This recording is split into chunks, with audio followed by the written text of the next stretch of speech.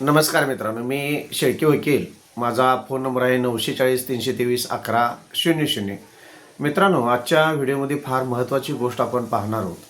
ज्यावेळी आपण कोर्टामध्ये दावा दाखल करत असतो किंवा आपली कोर्टामध्ये केस चालू असते, त्यावेळी काही पक्षकारांना असा प्रश्न पडत असतो की पुरावा द्यावा लागत असतो आणि कोर्टाची पायरी चढल्यानंतर महत्त्वाची गोष्ट, कोर्टामध्ये भावनेला अजिबात किंमत नसते. तुमच्या भावना किती तीव्र आहेत किंवा तुम्हाला किती आर्थिक त्रास होतो, मानसिक त्रास होतो, शारीरिक त्रास होतो, ह्याला कोर्टामध्ये कोणत्याही प्रकारे किंमत दिली जात नाही. कारण कोर्टाला भावना नसतात.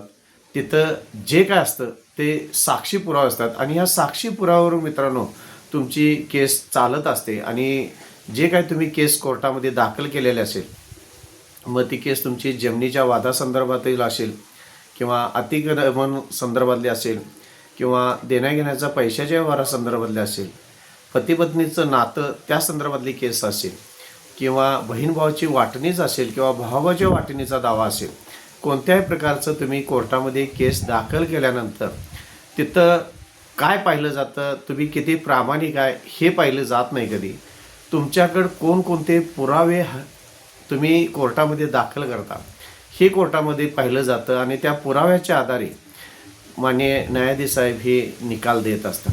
महत्त्वाची गोष्ट म्हणजे हे पुरावे आता द्यायचे कुणी हा आजच्या व्हिडिओचा प्रश्न आहे.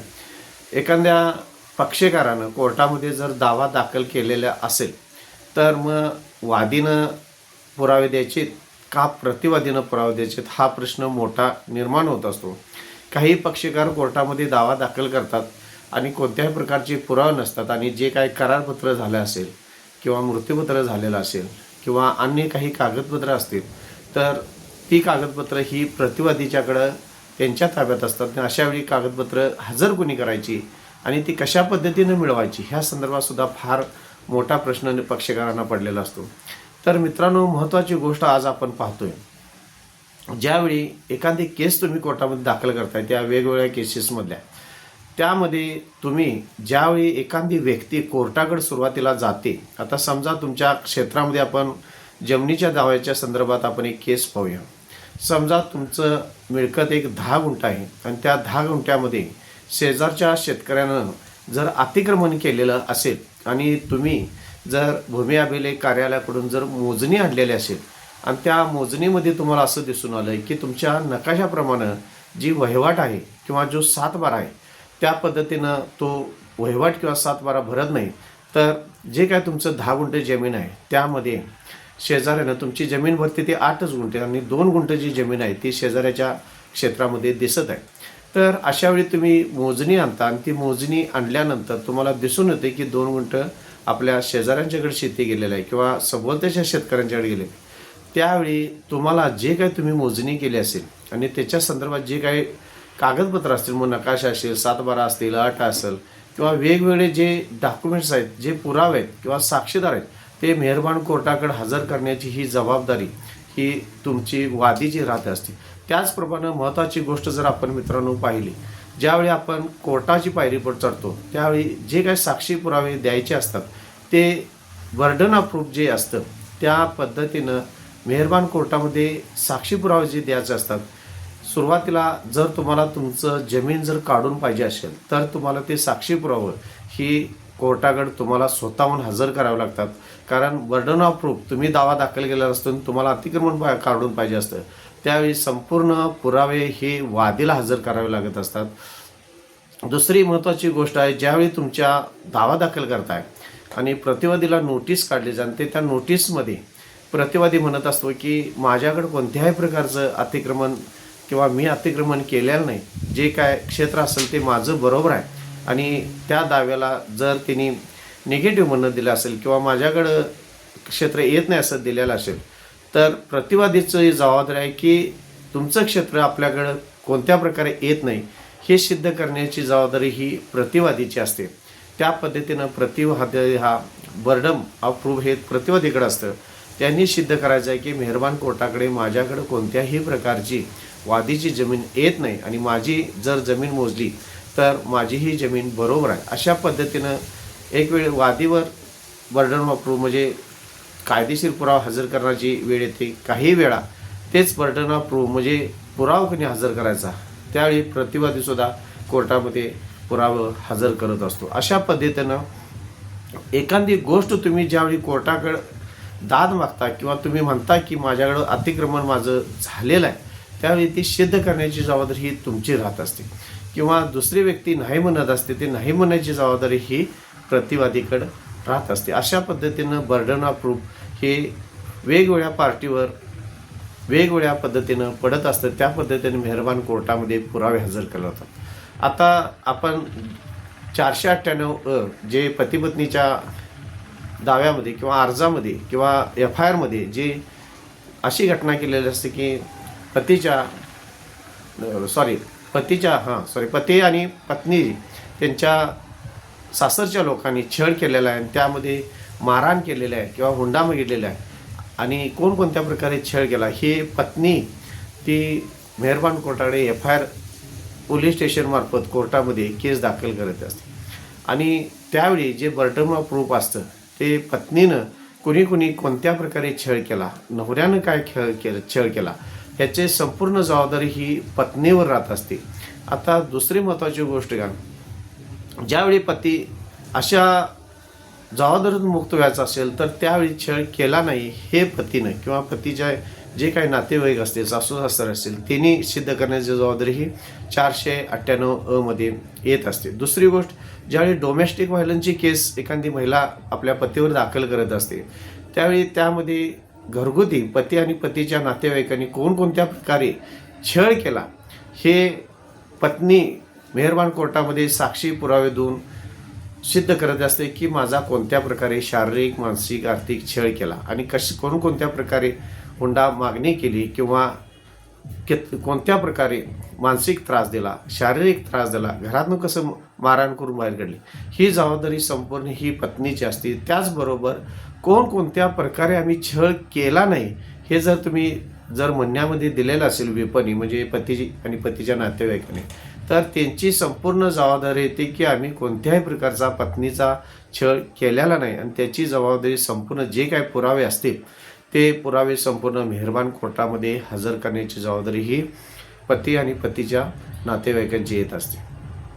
त्याच पद्धतीनं समजा एखाद्या व्यक्तीनं जर दुसऱ्या व्यक्तीला जर उसनवारीने पैसे दिलेले असतील आणि त्या व्यक्तीनं जर पैसे मी घेतलेच नाहीत अशा पद्धतीनं जर मेहरबान कोर्टामध्ये जर म्हणणं दिलं असेल किंवा कैफियत दिलेलं असेल तर अशावेळी जी व्यक्ती कोर्टामध्ये उसनवारी पैसे वसूल करण्यासाठी जो काही करारपत्र केलेलं असेल किंवा स्टॅम्पवर रजिस्टर स्टॅम्प केलेला असेल किंवा त्या संदर्भात काय चलन वगैरे घेतलेलं असेल किंवा अन्य काही दस्तऐवज तयार केलेले असतील तर ती मेहरबान कोर्टामध्ये हजर करून किंवा चेक दिलेला असेल पैसे वसुली संदर्भातला तर ते मेहरबान कोर्टामध्ये हजर करून त्या संदर्भात कोणकोणत्या प्रकारे कसे पैसे दिलेत, त्याला साक्षीदार कोण होते आणि त्याला जामीनदार कोण होते, अशा पद्धतीनं ही जबाबदारी ती संपूर्ण येत असते.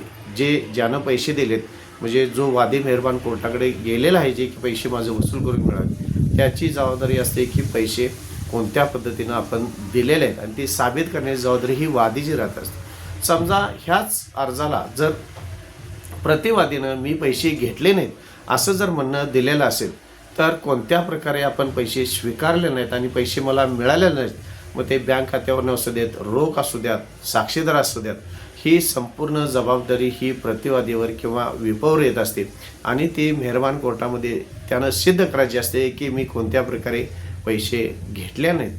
आता ह्यामध्ये जर जो वादी गेलाय कोर्टामध्ये त्यानं पैसे दिलं हे जर खात्रीशीररित्या जर पुरावं जर मेहरबान कोर्टामध्ये हजर केलेत आणि जर जो विप आहे किंवा प्रतिवादी आहे त्यानं जर पुरावे पैसे घेतले नाहीत याचे जर पुरावे योग्य ते मेहरबान कोर्टाकडे दिले नाहीत तर अशावेळी जो अर्जदार आहे किंवा जो वादी आहे त्याच्या बाजूनं हा मेहरबान कोर्ट पुरावे साक्षी पुरावे बघून निकाल देत असतो.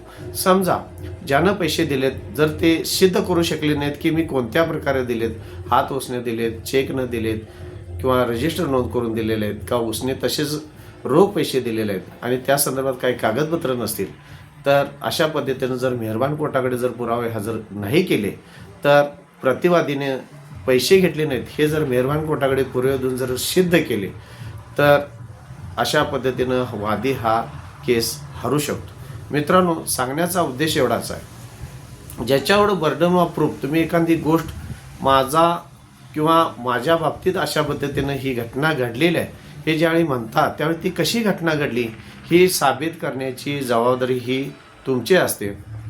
आणि त्याचबरोबर एखादा वाटप आहे आणि त्यामध्ये जमिनीचं वाटप असेल आणि त्यामध्ये तुमचा हिस्सा जर तुम्ही तुटक करून मागत असेल तर तुमची वंशाळ कोण आहे, तुमची जबाबदारी आहे काय आणि तुम्हाला तो हिस्सा का मिळाला पाहिजे, तुम्हाला हिस्सा मिळण्यास तुम्ही पात्र आहे का, किंवा तो हिस्सा तुमचा वडिलार्जित आहे का, सेल्फ ॲक्वायर्ड तुमच्या वडिलांची प्रॉपर्टी आहे का तुमची प्रॉपर्टी आहे, किंवा भागीदारी संस्थेतली कुठली, नेमकी तुम्हाला ती प्रॉपर्टी का मिळाली पाहिजे हे तुम्ही मेहरबान कोर्टाकडं तुम्ही पुरावा हजर करून ती प्रॉपर्टी मिळाली पाहिजे.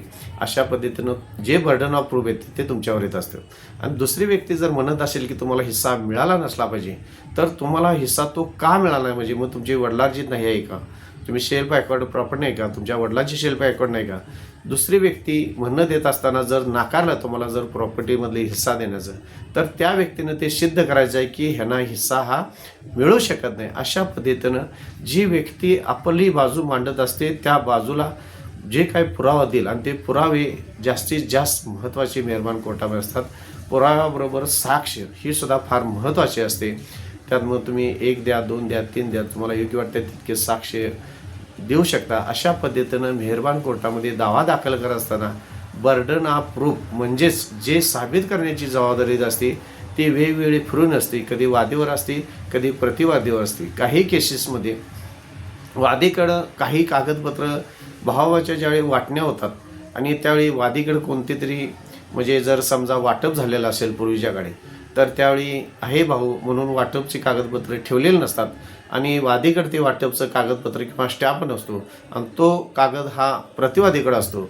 त्यावेळी तो हजर करण्याची जबाबदारी वादीव जरी असेल वाटण्या झाल्यात म्हणून तरी मेहरबान कोर्टाकडे एक अर्ज देऊन सदरचं कागदपत्र जे आहेत प्रतिवादीच्या ताब्यात आहेत आणि त्यांनी तो पुरावा कोर्टाकडे हजर करावा. अशा पद्धतीनं मेहरबान कोर्टामध्ये अर्ज देऊन सुद्धा सदरचे पुरावे तुम्ही मेहरबान कोर्टासमोर हजर करू शकता. किंवा तुम्हाला इतर कोणत्या बाबतीत जर तुमच्याकडे पुरावे नसतील तर तुम्ही इतर सरकारी कार्यालय असतील किंवा खाजगी डॉक्टर असतील किंवा इतर कोणाला तुम्हाला जर साक्ष म्हणून जर घ्यायचे असेल तर मेहरबान कोर्टाकडून तुम्ही समन्स काढू शकता आणि मेहरबान कोर्टामध्ये त्यांना साक्षीला बोलवून तुम्ही साक्षी मेहरबान कोर्टामध्ये देऊ शकता. अशा पद्धतीनं जे बर्डन ऑफ प्रूफ असतं ते महत्त्वाची गोष्ट असते की चांगल्या पद्धतीनं ज्याचा पुरावा मेहरबान कोर्टाकडे हजर करतील त्याच्या पद्धतीनं निकाल हा मेहरबान कोर्टाकडनं देण्यात असतो. मित्रांनो, जर माझ्या चॅनलला सबस्क्राईब केलेलं नसेल सबस्क्राईब करा, लाईक करा, शेअर करा. धन्यवाद.